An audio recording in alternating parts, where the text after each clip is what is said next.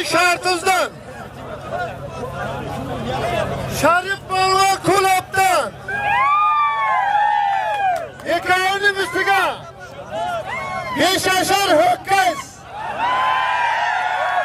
Çorlu Koy, Uçuşlu